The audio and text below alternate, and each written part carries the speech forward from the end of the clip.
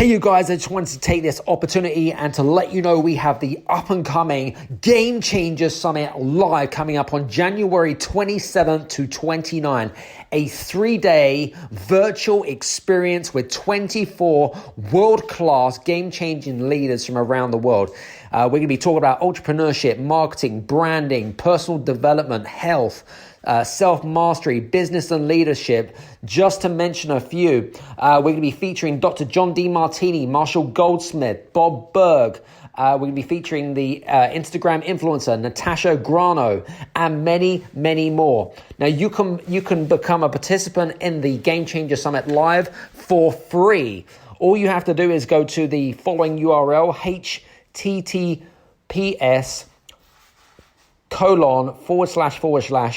www.thegamechangersummit.com/sign-up-form. For more information, click on the link below, because honestly, this is probably the David versus Goliath of all summits. It is the summit of the year. See you soon, take care, and we'll see you there. This is the Game Changers Experience. Deep dive conversations with leading business disruptors, Olympic athletes, celebrities, entrepreneurs, and influencers from around the world.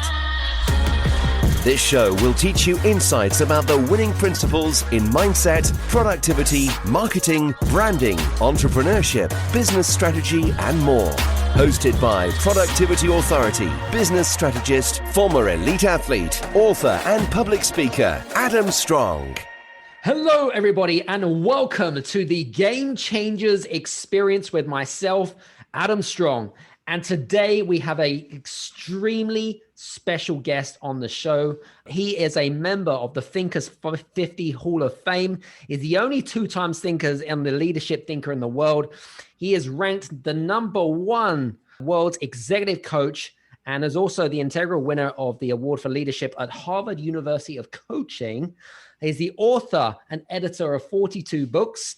6 of them are bestsellers, and he's sold over 2.5 million copies, which is translated into, I think it's 32 languages, which is and also a bestseller in 12 countries around the world as well. And it is my warm welcome and a big pleasure to welcome Dr. Marshall Goldsmith. Hello. Very, very nice to be here. Thank you so much for inviting me. This is going to be, I'm really looking forward to today's conversation and where it's going to be leading. So, and we have some really interesting friends and mutual contacts, which is great. And I love that. So I know that from my research is that you grew up in Kentucky. And when I think of Kentucky, I think of Colonel Sanders, of course. I actually got to meet the real Colonel Sanders. You did? When I was a little boy. Yeah, a lot of people don't know that's a real person. I was 8 years old. I got to shake his hand. He looks exactly like the character. And another day I could tell you the story of his life. It's an amazing story. I bet. Interesting. Really, really interesting. So, I mean, you've got such an amazing, I suppose, CV or some, just kind of looking at your achievements. And I just want to say, it blows me away of what you've achieved. And I'm sure that you kind of think to yourself, wow, I'm 72 years old and I've achieved a lot of things in my life and whatever it is. And, you're such a humble and giving person. But how did you get into the field of leadership? I would love to know more. Well, mostly by accident. So I got a PhD from UCLA, and I was very, very fortunate. I met a very famous man named Dr. Paul Hersey. Mm-hmm. And he invented situational leadership with a good friend of mine and Gary Ridge's, Ken Blanchard. And then I got to meet Paul and follow him around. And he was the highest paid leadership consultant in the world at the time. And he was kind enough to let me just carry the bags and sit in the back of the room. And I followed him around. And then sure enough, one day he got double booked. And he called me up and said, can you help me? I said, I don't know. He said, look, Ken can't do it. I can't do it. Can you help me? I don't know. He said, look, I'll pay you $1,000 for one day if you can do this. Now, I was making $15,000 for 1 year. Wow. He's going to pay me. This was, by the way, about 44 years ago. Okay. And I was 28 years old. Wow. $1,000 for one day, 44 years ago, to a kid from Valley Station, Kentucky. That's a lot of money. You know what I said? Sign me up, coach. So I do this program for the Metropolitan Life Insurance Company in New York. Very sophisticated people dealing with billions of dollars, Mm, and and they were angry when I showed up because I wasn't him, but mm. they love me. So I got ranked number one of all the speakers in their 2 week program. They liked me the best. They called him up and they said, you know, Paul, can you send Marshall again? Paul said, do you want to do this again? You know, I used a Kentucky phrase. I said, Paul, does a bear shit in the woods? Yeah, I'll do this again. $1,000 a day. I'm making $15,000 a year. I got an 800 on the SAT Math Achievement Test. I can tell you, I can add those numbers up. 15,000 a year, 1,000 a day. Yep, sign me up, buddy.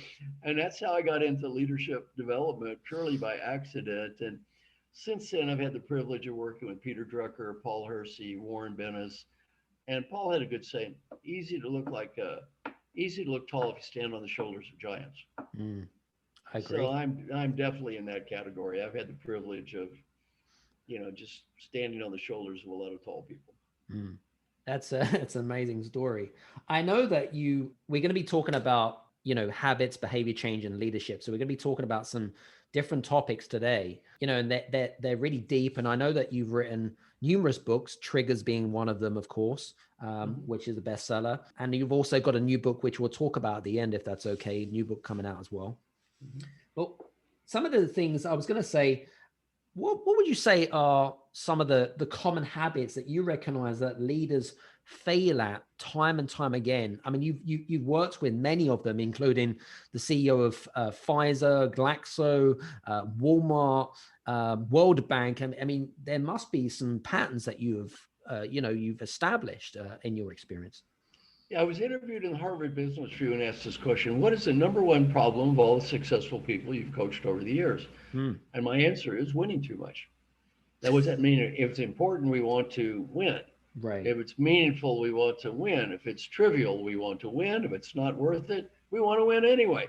Winners love winning. And it's incredibly difficult for smart, successful people not to constantly win. Now, I'll give you a case study you can use yourself. You want to go to dinner at restaurant X. Your husband, wife, friend, or partner wants to go to dinner at restaurant Y. You have a heated argument. You go to restaurant Y. It was not your choice. The food tastes awful and the service is terrible.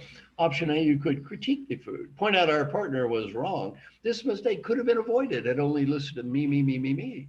Option B, shut up, eat the stupid food, try to enjoy it, and have a nice evening. Now, what would I do? What should I do? Almost all my clients, what would I do? Critique the food. What should I do? Shut up. Now, Adam, have you ever critiqued the food in your life before? Absolutely. And was that smart or stupid? That was stupid. It was very stupid. And as stupid as that was, very stupid. I'm going to give you an example now that is so hideously stupid, it'll make that one pale by comparison. You've probably done this before. Mm-hmm. You have a hard day at work, a hard day, so hard, under so much pressure, more, numbers, such a hard day. You go home. Your husband, wife, friend, or partner's there, and the other person says, I had such a hard day today. I had such a tough day. And we reply, you had a hard day. You had a hard day. Do you have any idea what I had to put up with today? Do you think you had a hard day? We're so competitive, we have to prove we're more miserable than the people we live with. I gave this example in my class at Dartmouth College. A young guy raised his hand. He said, I did that last week. So I asked him, what happened? He said, my wife looked at me. She said, honey, you just think you've had a hard day. It's not over.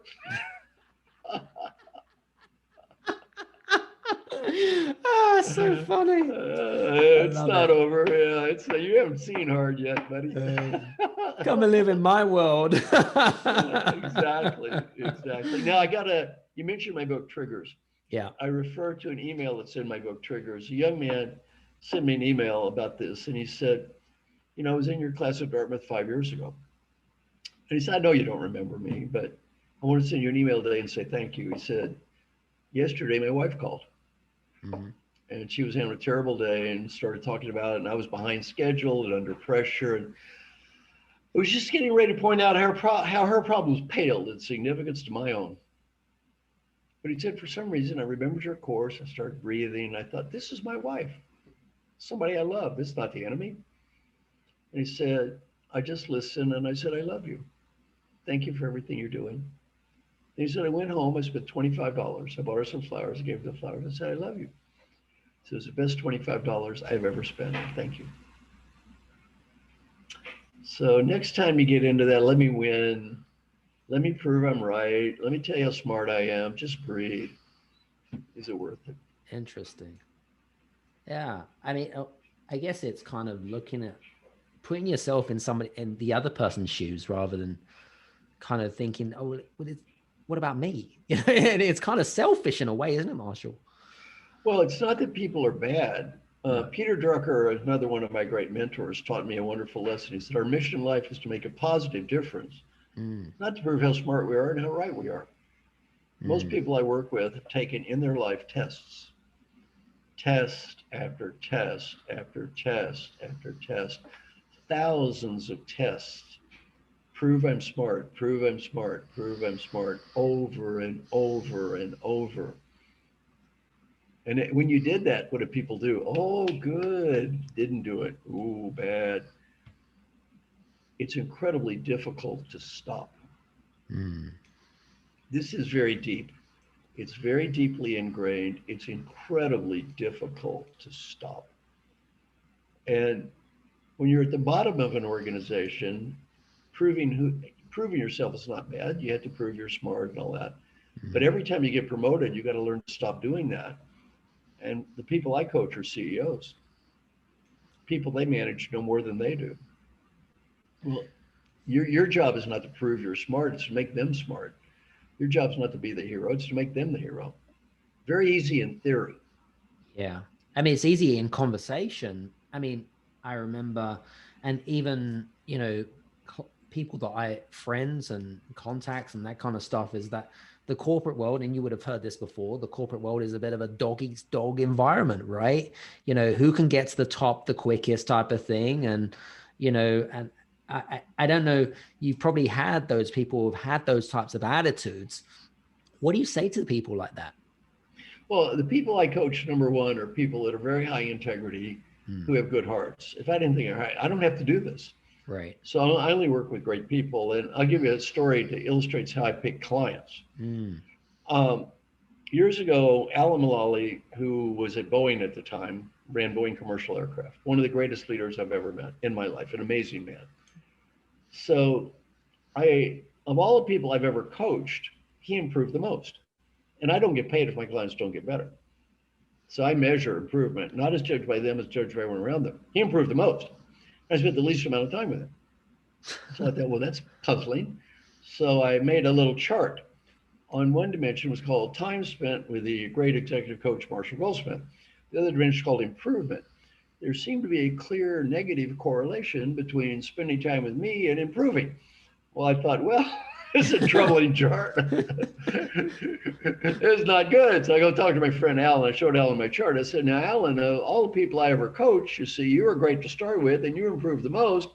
Yet I spent the least amount of time with you. I showed Alan my chart and I said, Alan, seems like the more time I spend with people, they don't get better. There's a negative correlation. I said, Alan, the way this chart looks, had you never met me, you'd really be good here.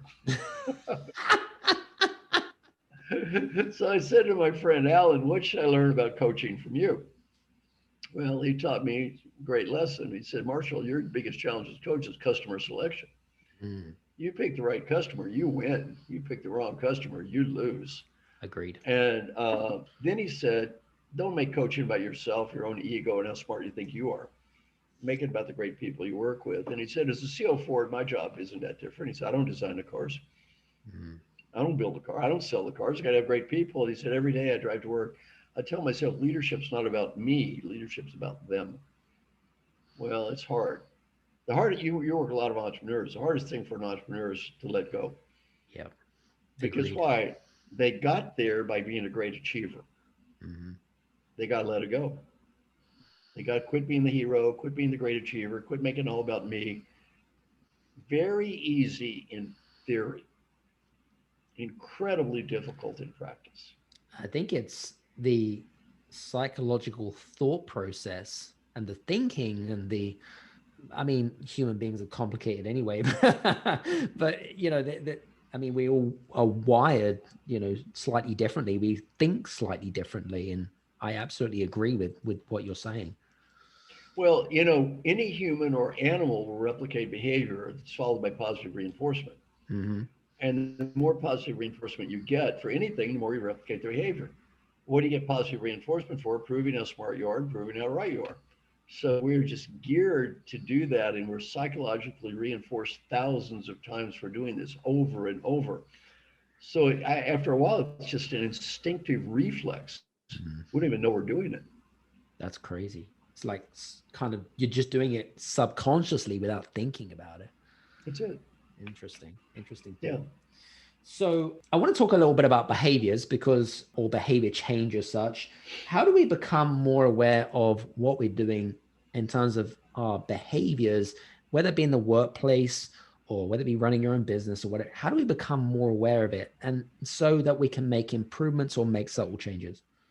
Well, so my whole mission in life is helping successful leaders achieve positive change in behavior. Mm-hmm. So I'm the world's expert on this very narrow topic. I know very little about anything else, but I know a whole lot about that. Right. Okay. So you do a Google search in quotes, helping successful leaders, in quotes, the first 500 hits, 450 are me. The rest of the world is 50. So I win this game. Okay. Now, this is what I do for a living. Mm-hmm. So let's imagine you're the future CEO. Okay. And the CEO board have asked me to talk to you. Now, to start with, I never argue with my clients. And by the way, if I think you don't want to help people, I think you're a bad person, I just won't work with you. I don't care. So anyway, I come to you and I say, Adam, I'll tell you, I will work with you if you get confidential feedback from everyone around you. So you get confidential feedback from everyone around you, average of 18 people. And oftentimes, not only at work, at home. You must pick important behaviors to improve. You and your manager, the CEO, have to agree these are the right behaviors and right people. You have to apologize for all your mistakes. You have to publicly follow up with everybody on a regular basis and follow up with me. And whatever I tell you, you just shut up and you say thank you, and you don't prove I'm wrong. And you do this over and over and over again, then eventually you get better and I get paid. Now, by the way, Adam, if I work with you, you see, Adam, you got to do all these things. If you don't want to do any of these things, or even some of these things, it's okay. It's okay. I just won't work with you. Now, of course, Adam, I do have a little advantage. I can then say, and Adam, I guess I'll just go back to your boss, the CEO, who's read my book and thinks I'm wonderful. And I'll go back to the board of directors and say, you know what, I can't help Adam. He needs a better coach. I just don't want to work with him. That makes me feel so good. I can do that. You could. You could. It's okay. You could. If it doesn't bother you, it doesn't bother me. Oh, crazy. So, Adam, how do you feel about this? You think it's a bad idea, Adam, or a good idea?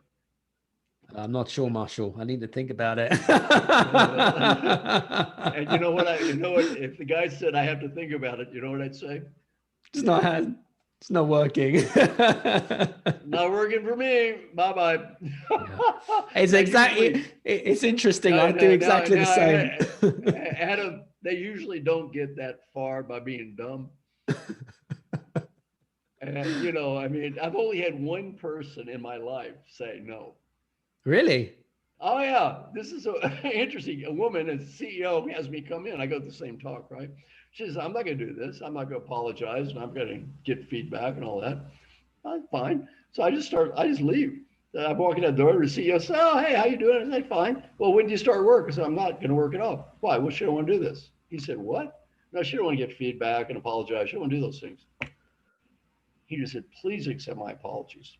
I am so sorry I've wasted your, let me pay you for today. No, don't worry about it. Wow. Out. Don't let the door kick you on the way out. Out. Oh my God. 6 months later, he just had to document, get rid of her. Out. I mean, hello, the CEO is willing to invest all this money to help you, and you're telling him to stick it? Bad idea. That's not a good That's thing. not cool. Definitely not Gone. No. So anyway, let's imagine, let's practice with you. cool. Let's say I interview everyone around you. Pick one thing you need to do better. Stop micromanaging. Very good. Too much micromanagement. Perfect. I have that all the time.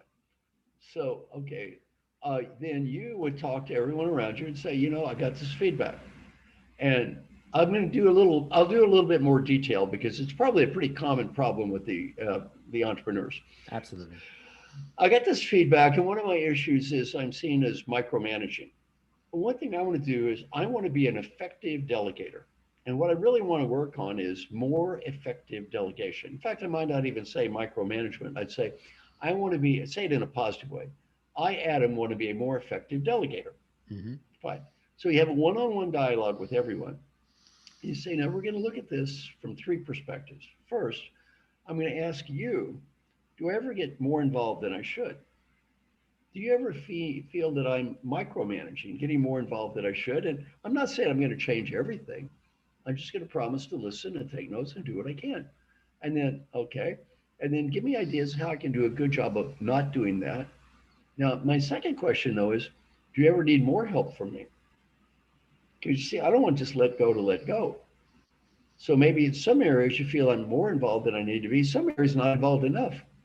Because you see, delegation in and of itself is not a good thing. You delegate to the wrong person, you don't help anybody. Sure. So the question is not, I want to delegate more, I want to delegate more effectively. So are there areas where I need to get more involved than I am? And what the person might say is, Adam, over here, I think you get a little too involved, but over there, I really need more of your help. You see what I'm saying? You don't want to just delegate to delegate. Right. Then you say, question 3, do you ever see me, Adam, doing things at my level that Adam doesn't need to be doing? And what would those be? That maybe other people could do this instead of Adam.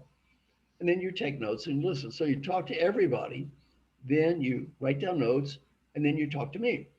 I say, who'd you talk to? What'd you learn? What are you going to do about it? Everything is feed forward for me now. All about the future, not about the past. Whatever sins you've been past, I'm not going to change anyway.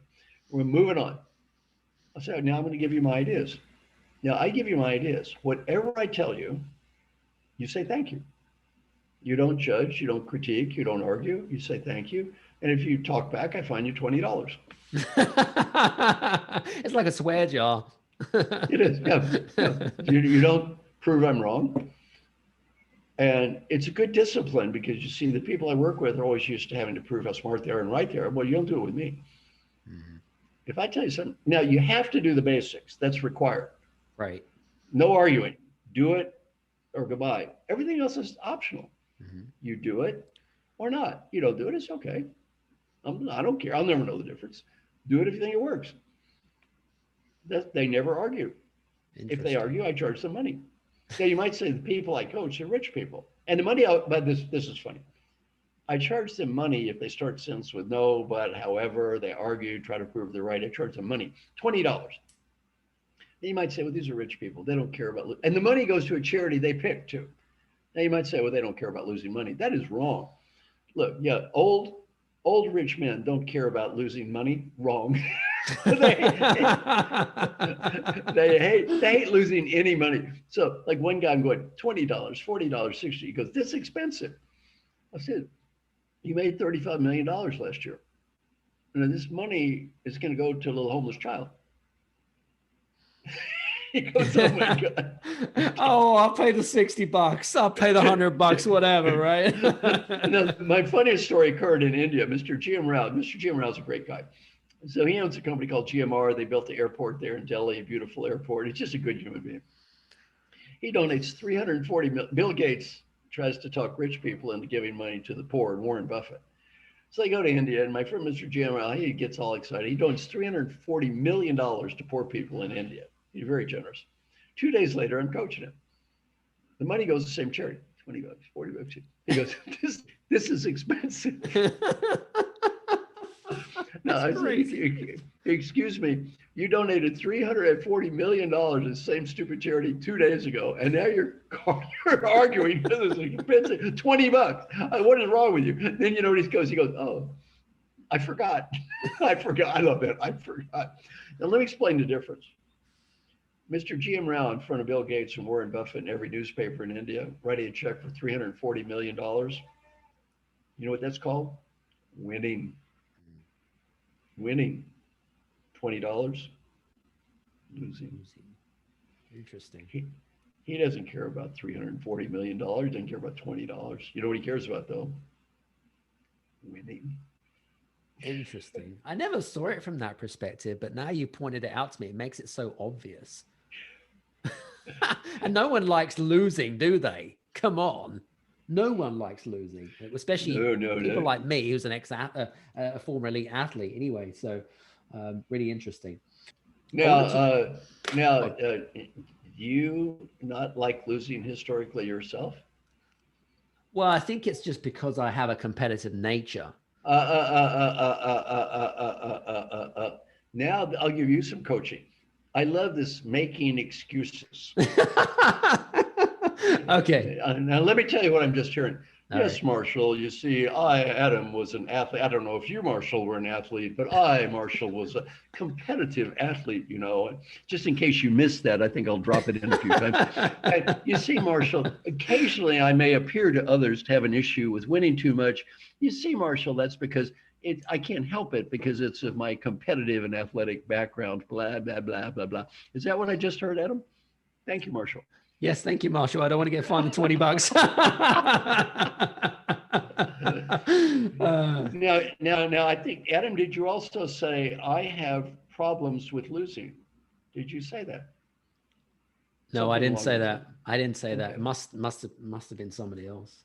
But now you historically you might have had some issues with losing. Yeah, Now, can you change? absolutely. Good. I think anyone can change if you have the right attitude. Raise your right hand. My name is Adam. My name is Adam. I used to be overly competitive in inappropriate situations. I used to be overly competitive in inappropriate situations. I do not have a genetic defect. I do not have a genetic defect. I can cure this. I absolutely can cure this. Very good. Awesome. Very good coaching, that is. Let's talk about something that I think is extremely valuable for not just entrepreneurs, but CEOs of multi-billion-pound companies. Self-evaluation, I think, is extremely important. But I think that we don't do enough of it. We just don't do enough of it, right? But I'd love to know what your opinion about self-evaluation is, and what value does it bring to an organization? How do we implement this self-evaluation, and how do we get it set up? I'm going to take this at a much simpler level. All right. My area in life is helping real human beings get better. Mm-hmm. So let's just take the people listening to me. Don't even worry about the organization. Worry about yourself. I'm trying to help you get better. How's that? Let's just do that for now. That's enough. That's good. That's good. Then we'll worry about everyone else later. but let's start with this person here, right? Yeah, let's just try to help this person here. Now, I have a process I'm going to teach everyone. It's related to what you just said. It's called the daily question process. Okay. This takes 3 minutes a day, costs nothing, and will help anyone listening get better at almost anything. Now, you might say, well, that sounds too good to be true. 3 minutes a day, costs nothing, help people get better. That's too good to be true. Half the people I teach just to quit within 2 weeks. And they don't quit because they quit in 2 weeks. 2 weeks? Have you done this yourself? No, I haven't, but I'm all ears. However, I am a master of discipline. If a teacher tells me to do something, I will do it.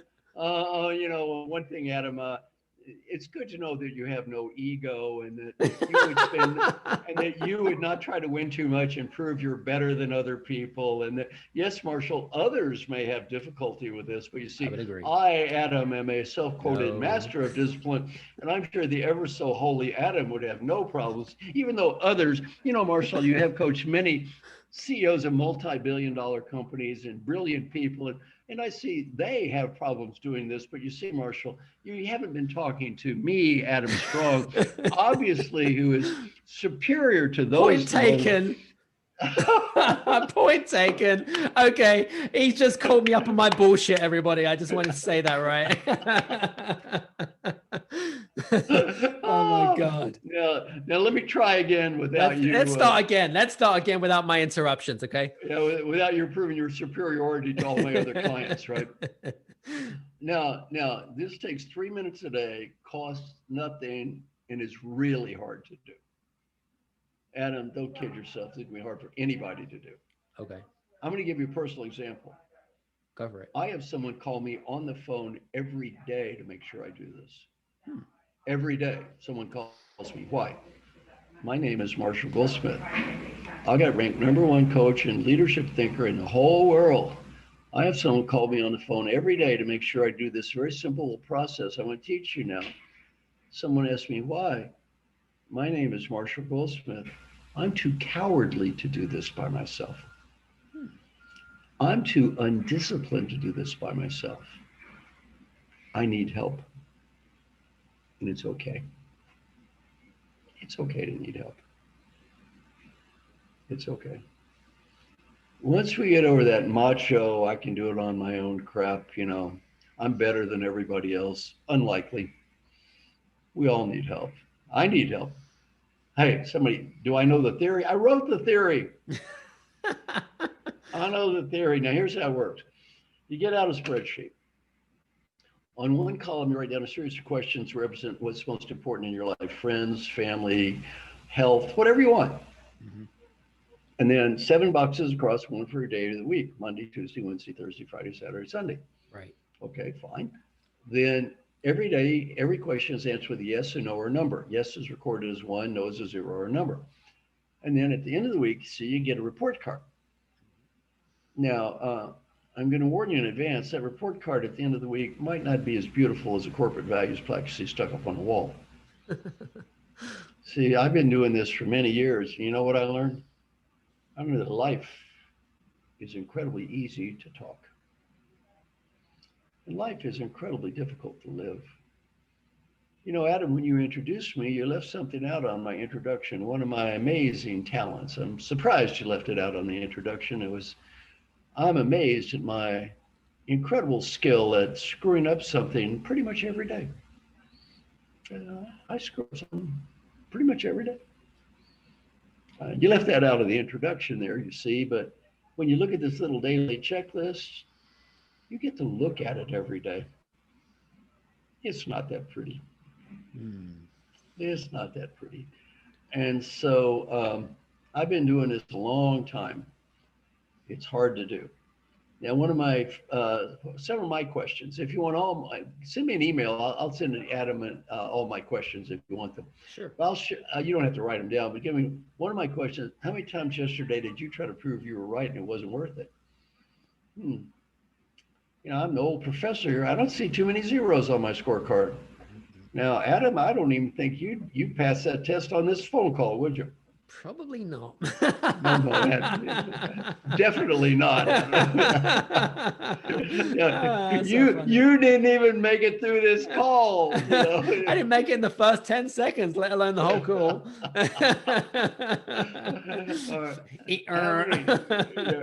How many angry or distorted comments did I make about people yesterday? You know what? I don't see too many zeros on that column.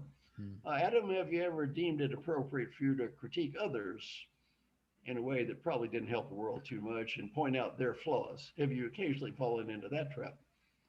Mm-hmm. Thank you, Marshall. Thank you. Yes, Marshall. Yes, thank you. Thank you. Very good. Let's see. How many minutes did I walk? How many push-ups? How many sit-ups? Did I dare say or do something nice for my wife, my son, my daughter, my grandkids? How much do I weigh? Just questions about life every day. My friend Jim Moore would tell you this saved his life. It didn't kind of save his life. It did save his life. One of the questions, are you currently updated on your physical exam? He said no the first 90 days he did this. After 90 days, he said, this is embarrassing. I have to get the exam or quit asking the question. He got the exam. The doctor said, you have cancer. Oh. Now, that was many years ago. The doctor said, you're going to be fine. Had you waited 7 more months, you'd be dead. Wow. He knew he should have got the exam. Adam, did you ever put off a physical exam before? I haven't done too many physical exams, if I'm honest with you. Why not? I don't know. I mean, it's... Raise your right hand. because I'm stupid. I think it's Adam, Adam is more talking through you right now, going to probably help you or really dig you into a deeper hole. What do you think? I think it's gonna probably bury, as in Alice in Wonderland, and yeah, shut the hell up. You're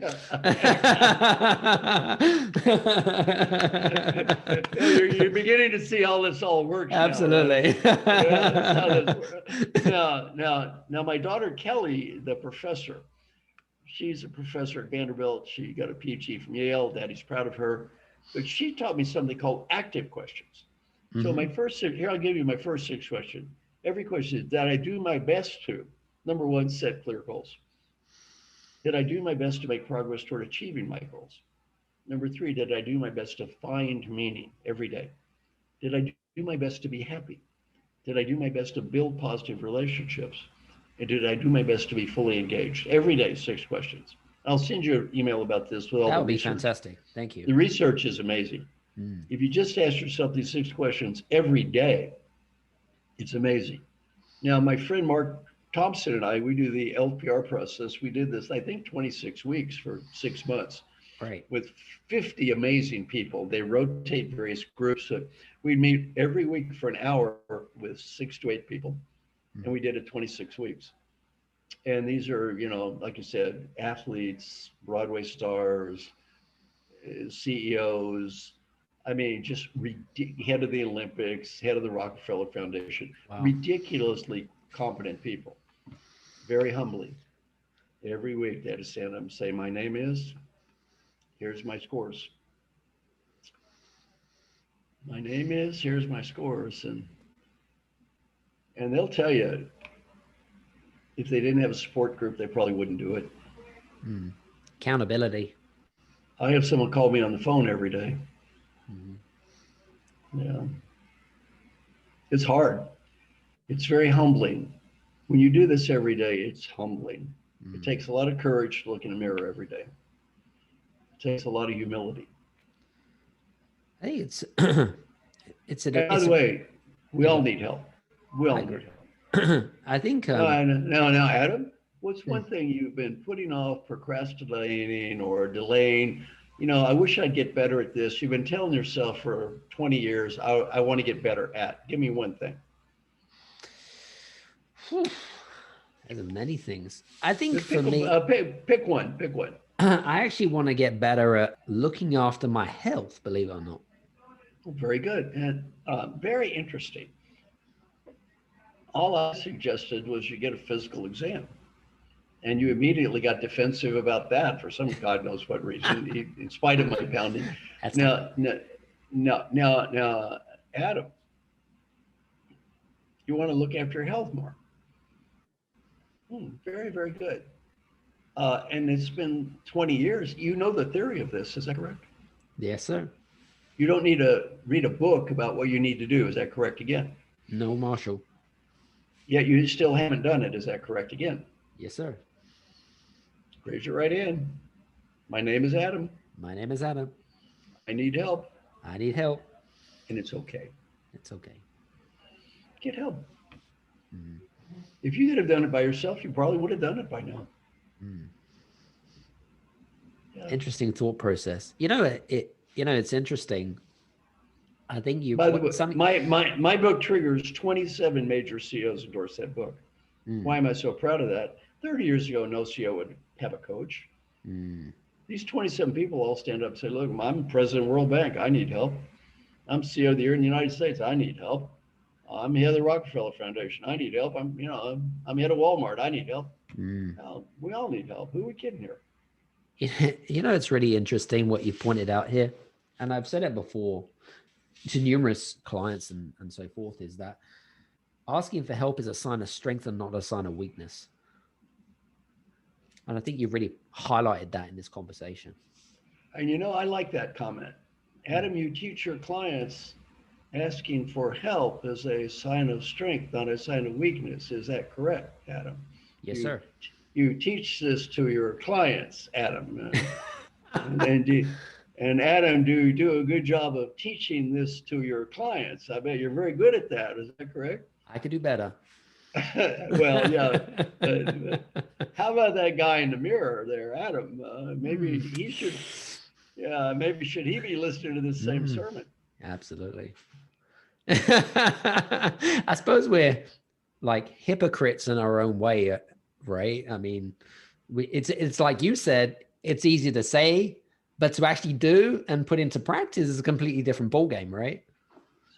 Arnold Schwarzenegger, right? He said, nobody got muscles by watching me lift weights. So true. It's not hard to understand the theory of weightlifting. No, it's true. It's extremely true. Good. It's hard to lift weights. Absolutely. Listen, I know that I'm conscious of time and I'm respectful of your time, but I'd love to know more about your new and up and coming book that's coming out. Maybe you could tell us a little bit about that, the title and when it comes out. The title of the book is The Earned Life. Okay. And I'll just give you one highlight because I've discussed parts of it in our conversation already. But one of the highlights from my book is this. We all have, especially in the West, an illusion. And the illusion is everything is going to be okay when. I'll be happy when I get the money, the status, the BMW, the condominium, win the lottery, whatever. I'll be happy when. That's the great Western disease. I will be happy when. Well, we talk to people who won Olympic gold medals. The National Football League, 50% of the people who are in the National Football League broke. High number divorced, depressed. Olympic athletes, Michael Phelps made a movie about this called The Weight of Gold, depressed. This I'll be happy when. No, there is no when. When is an old person looking to die, that's when. And there's a book that always ends with the same words, and they lived happily ever after, a certain type of book. Now, what type of book is that? It's called a fairy tale. That's exactly what I was thinking. It's a fairy tale. That's not the way it works. And the point of the book is, as we journey through life, you don't ever get to some place and you say, that's it. Life is a constant set we constantly need to re-earn happiness. We need to re-earn achievement. We need to re-earn meaning. And you don't wake up one day and say, I don't have to do that anymore. The people that are on my calls, if you could get their win, none of them would be on the call. Right.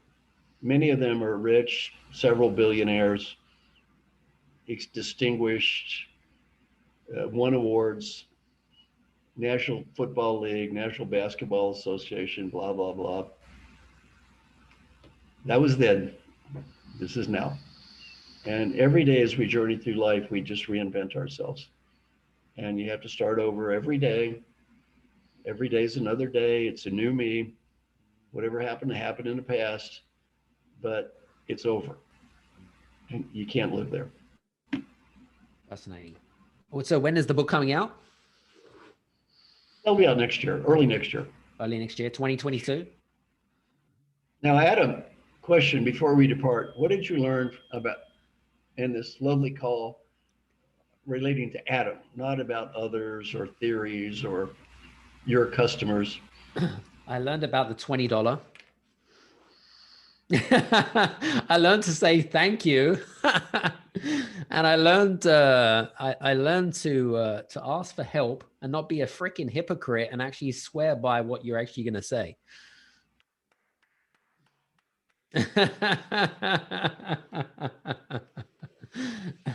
Hey. Do you know what? It's been it's been so much fun to have you on the show, and you know, I'm really privileged to meet you, and I look forward to collaborating with you further, of course, in your quest to help leaders around the world in taking their bullshit away from them and make them a bit more accountable, I guess is the real word. Oh my God. Fantastic. Love it. Fantastic. Listen, just want to say, Marshall, thank you so much for being on the show today. It's been a real privilege, my friend. Thank you so much. Listen, guys, I hope you've enjoyed our conversations with me and Dr. Marshall Goldsmith. You're going to be able to listen to me and Marshall on the Game Changer Summit 2021 coming up. It's going to be absolutely insane. It's going to be the virtual experience of the year. I'm really looking forward to our conversation. So listen, if you have any questions or if you want to reach out, what I would endorse you to do is to connect with Marshall on social media, whether it be on LinkedIn, whether it be on Twitter, Facebook, or on Instagram, and No, LinkedIn, I can't get any more connections. My apologies for the term, but I can only get followers because my connection thing is full. Oh, so okay. So follow. You can do that. Send me an email, marshall@marshallgoldsmith.com. That's easier. There you go. Marshall@marshallgoldsmith.com. So connect. And also in the subject heading line, just put the Game Changers Experience podcast. So he knows exactly where you've come from here. I'm sure he'll in due time will respond to you. So guys, listen, hope you've enjoyed the show today, and we'll see you again on the next show. Take care. See you soon. Hey, you guys, I just want to say thank you so much for listening in to this episode of the Game Changers Experience. I hope that you got some amazing value, some great insights, and golden nuggets that you can implement into your business straight away. I would really, really appreciate it if you could leave a 5-star review on the button below. Have a fantastic day, and we'll see you on the next episode. Take care.